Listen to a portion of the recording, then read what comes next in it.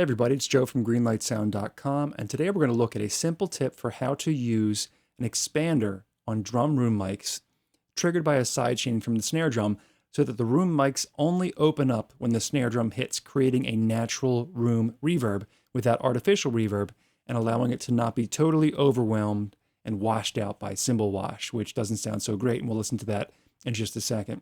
So this really isn't a tutorial on expansion or expanders, but just a quick explanation.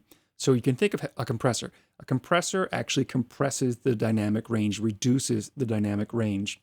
An expander works in the opposite way. It expands it. The louder parts are louder and the softer parts are softer with upward and downward expansion. Ratios also are the opposite of compression. So compression would be like 4-to-1 ratio. This is 1 to 4.3. The 1 comes first, the bigger number comes after. And we shape the expansion with similar controls to what we would use in compression. Threshold, ratio, attack, release. You have an extra range knob on this one. This is just the PreSonus standard stock expander. So step one is just to hear our snare drum itself. Here's the snare drum by itself.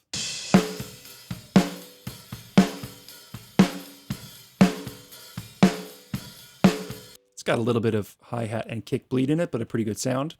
Here is the room added to it with no expansion going on. Now, one other thing about the room is that I do have the room mics pretty well crushed with the Chandler Limited Zener limiter. I kind of like doing that to room mics. Without it, it sounds like this.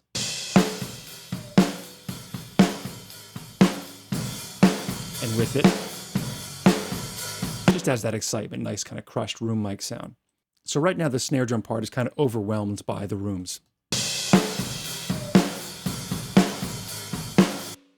So the first thing I did in setting up the expander was set up the sidechain.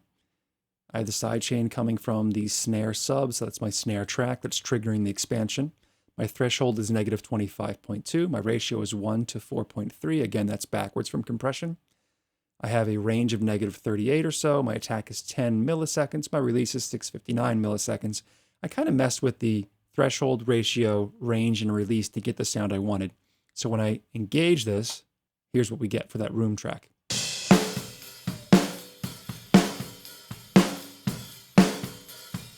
So you're hearing it kind of open up and push forward only when that snare drum hits. Again, without the expander.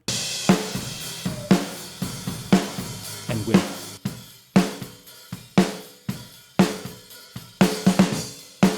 And without the room mics at all. Back in. So it sounds a little bit bright, but that really works overall well in the context of the mix.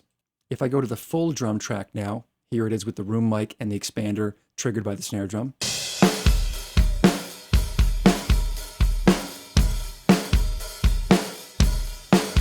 Without the room sub. So no room sound at all.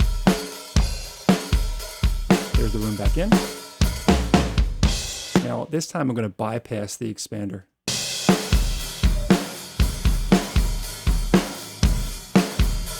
And that really heavy compression limiting I did on the room mics is really just having that cymbal wash overwhelm the part. So I'll bypass it on and off. Listen especially for that cymbal wash.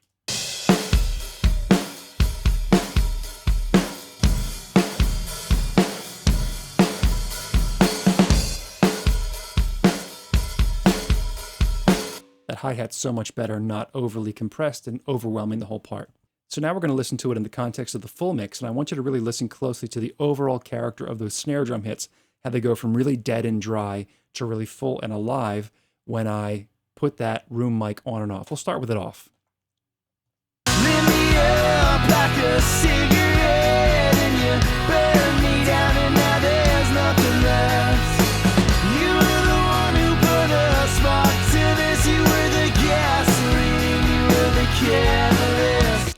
Now, if I get rid of the expander, I bypass it. Here is the room sound, full on, no expansion. Lit me up like a cigarette, and you burned me down, and now there's nothing left. It kind of overwhelms the mix. Now watch, I'll bypass it on and off, the expander. Lit me up like a cigarette, and you burned me down, and now there's nothing left.